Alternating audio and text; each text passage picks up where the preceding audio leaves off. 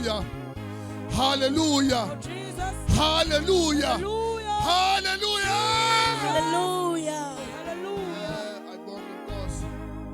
Ngibingelela umndeni waMtunjana ngokukhulu ukuzithoba. Ngibingelele abefundisi bekhona phakathi kwethu. Ngibingelele the keyboard player, ama worshipers, the MC. Hallelujah. Ubuthathu baThixo bekhona phakathi kwethu. Hallelujah. Igama ngusizwe ngakajila isibongo. Ngizothi dudu kumndeni waMtunjana kulihle igama lomfethu uKristu. Ngizofakaza ngomfundisi uMtunjana uThula was a very close friend of mine. Hallelujah. Saswana kakhulu in hard times, in good times.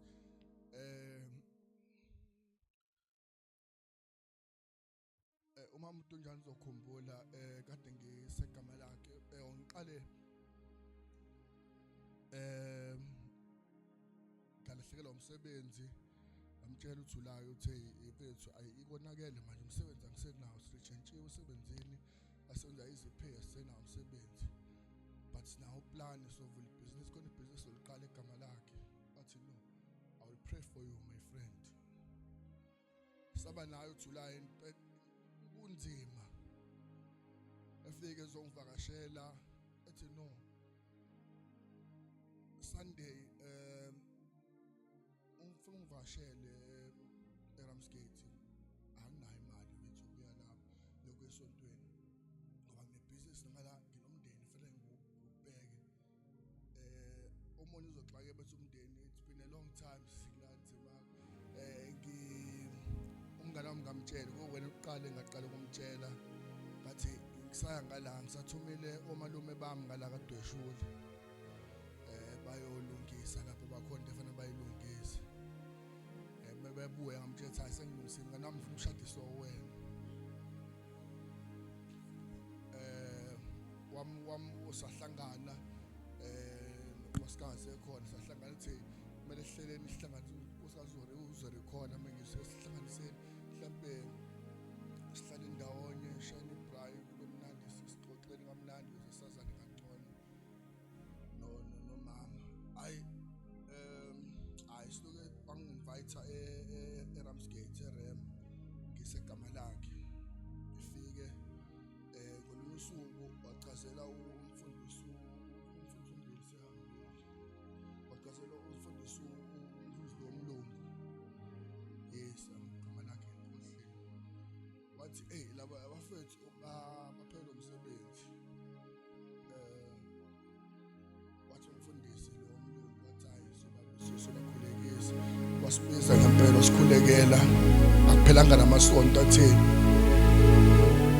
sihamba ngisifaka ama-CV sithe sifika eshedi sofaka ama-CV wathiwa hayi ngakwazi ukuya enosenzela eMthatha no anytime nangakusasa singasuka siyeMthatha sosebenza wathiwa no Tuesday nambe eMthatha nosebenza ngomthandazo omngani wami ngokwazana naye uThula was a great friend to me akekho umngani obengicabangela ngaphandle kwabo ngicabangela uNtele umngani wami efike songibona igama lakhe mefika engafike ngaphethe lutho befike ephethe gross ngithi hawu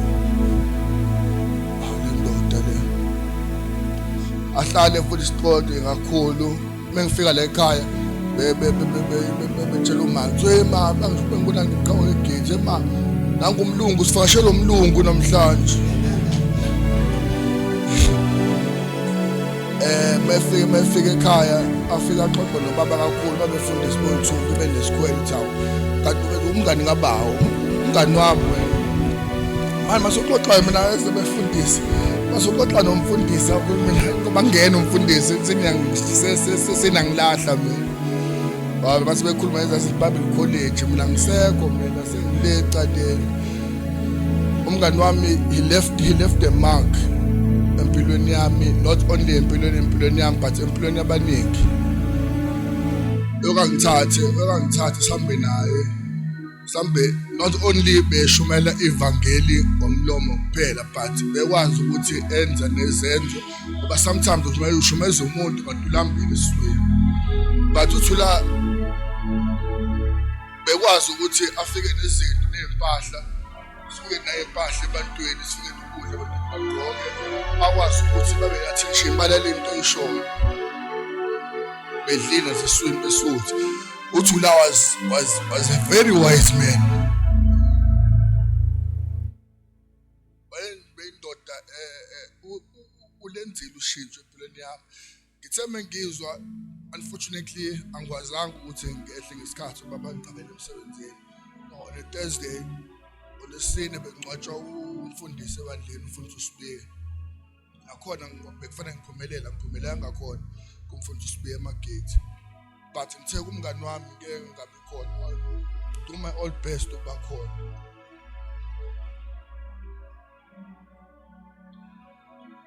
and umndeni lekhaya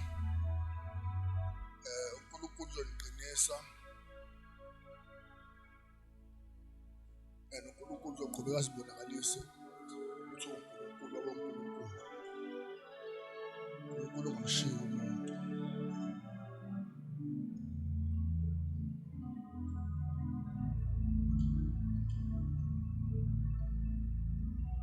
zalwane uNkulunkulu omuhle ngimbonile ukuthi la uNkulunkulu omuhle muhle njalo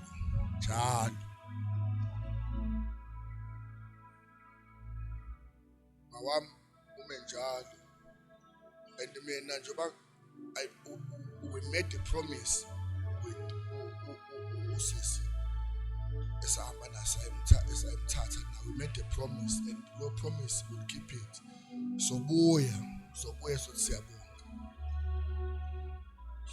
ngoba ifaith kaJuly isibeke la sikhona manje angangingase ngicabanga ngiyosebenza kwenye province but kwenye province manje ngenxa yaJuly unkosikazi wakhe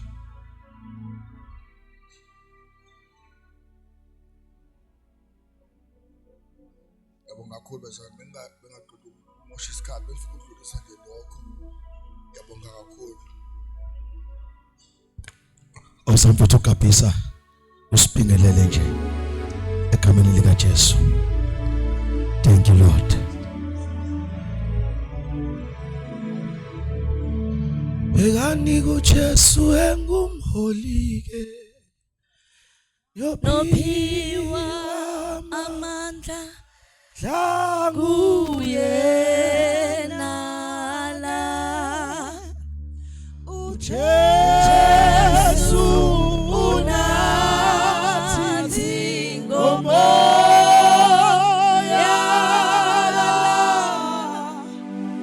ephake ngale sizobonale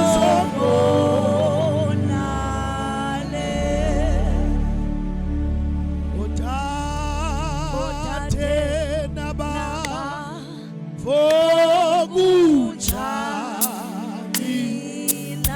Umanikhathazwa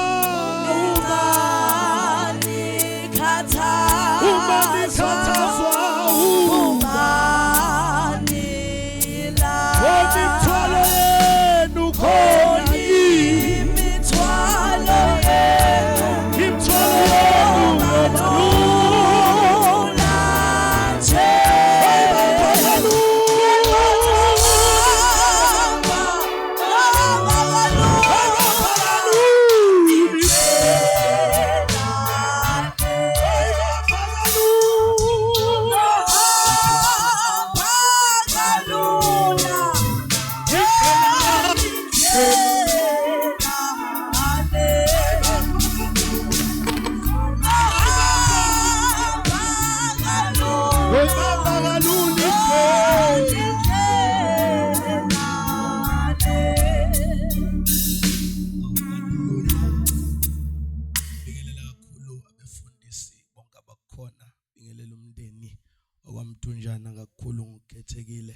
egameni lika Jesu. Bingelela umama ubaba, bingelela abantu abasha bonke egameni lika Jesu. Worshipers mfowethu uzihlalelayo siyabingelela egameni lika Jesu MC.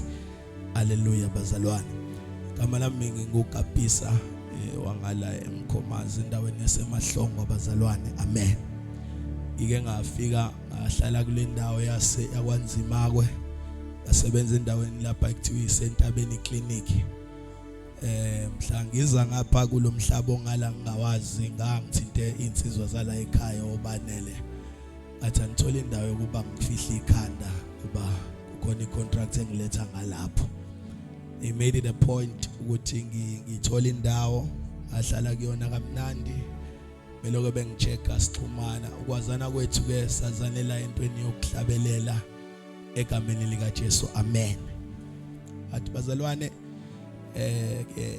uyazi ukuthi la endleleni yokukholwa ufike kube nabantu nje owazana nabo esontweni.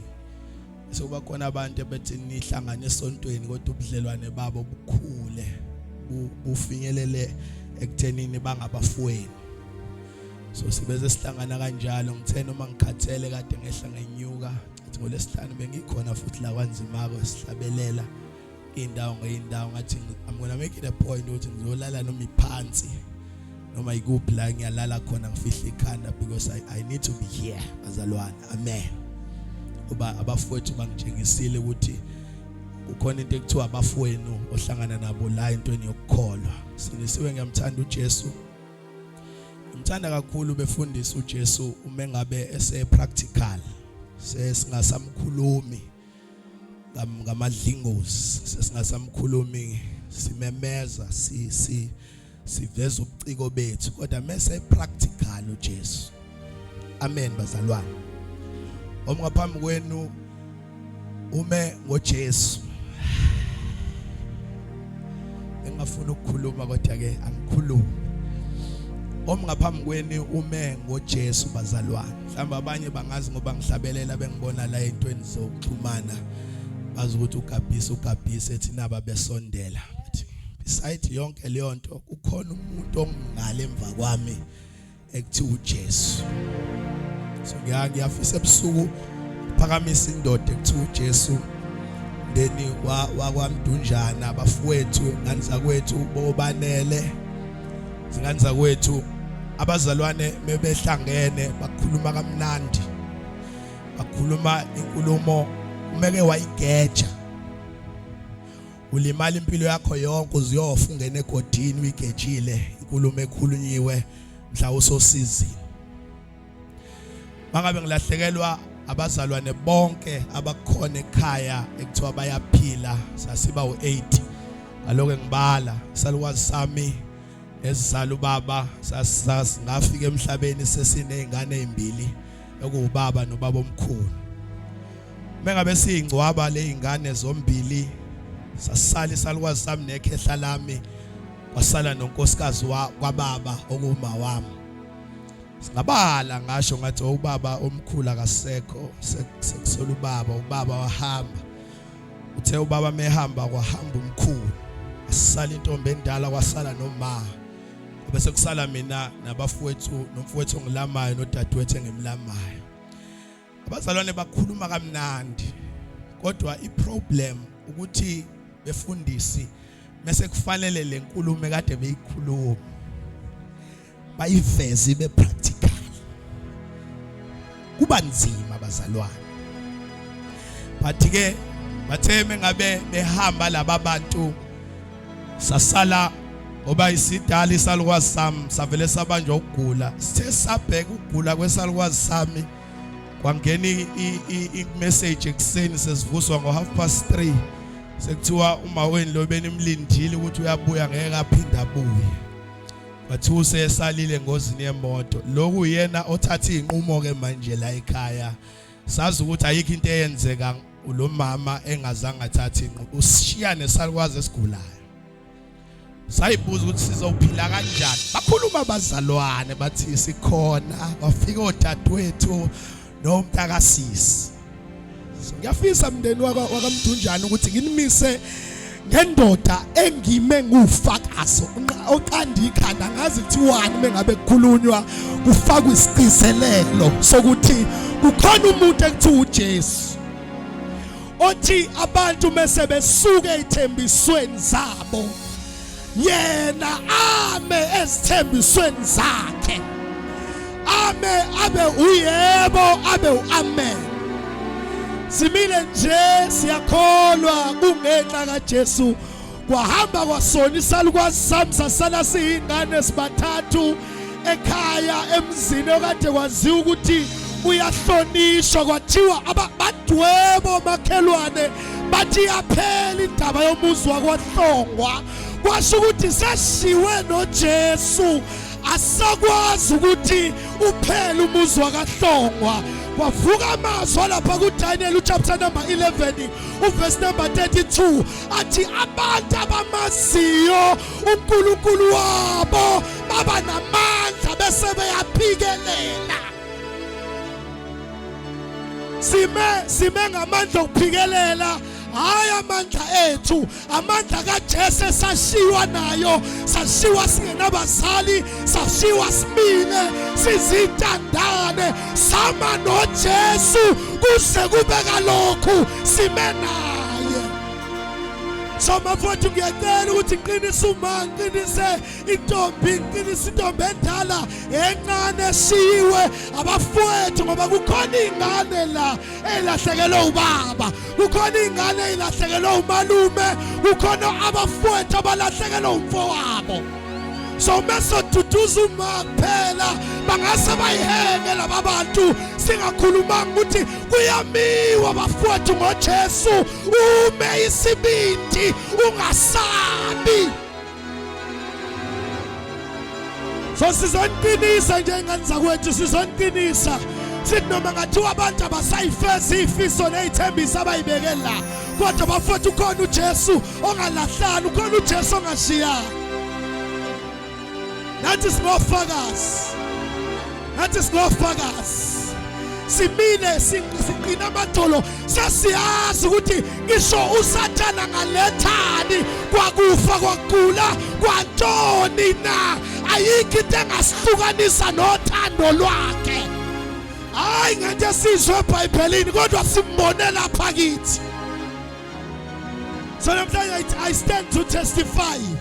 Ngicela ukuma ngasesayidini labasezulwini ngithi bayayigcina ithembiso abasezulwini.